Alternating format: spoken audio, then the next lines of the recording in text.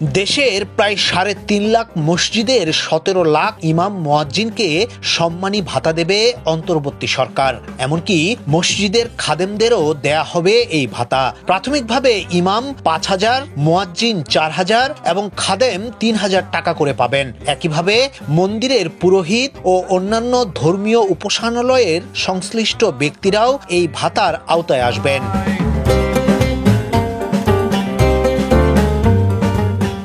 জানা গেছে, শুরুতে দেশের ১০% মসজিদে এই কর্মসূচি চালু করা হবে। পর্যায়ক্রমে বাকি মসজিদগুলোও এই কর্মসূচির আওতায় আনা হবে। সম্প্রতি ইসলামিক ফাউন্ডেশন সারা দেশের মসজিদগুলোর তালিকা করতে ৭ সদস্যের একটি কমিটি গঠন করেছে।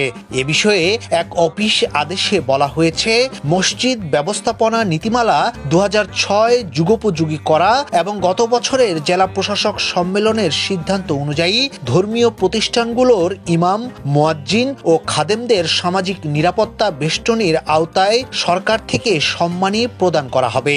কমিটির প্রধান করা হয়েছে প্রতিষ্ঠানটির সচিব মোহাম্মদ ইসমাইল হোসেনকে।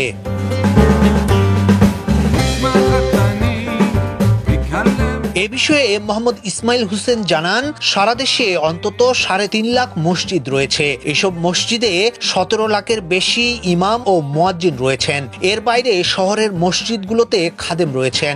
সরকার পরীক্ষামূলকভাবে প্রথম দফায় দেশের ১০% মসজিদে এই কর্মসূচি চালু করবে। ধাপে ধাপে সব মসজিদগুলো এর আওতায় আসবে। আর এই কর্মসূচির আওতায় প্রতিটি মসজিদকে ১২,০০০ করে টাকা দেয়া হবে।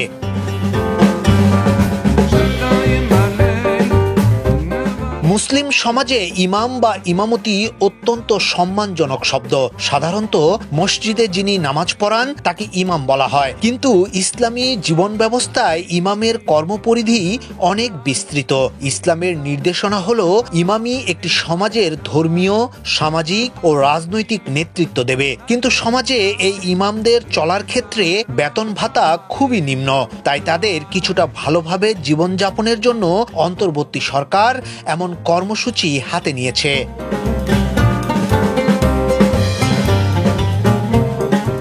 ইয়াসিন আলী, সোনালী নিউজ, ঢাকা।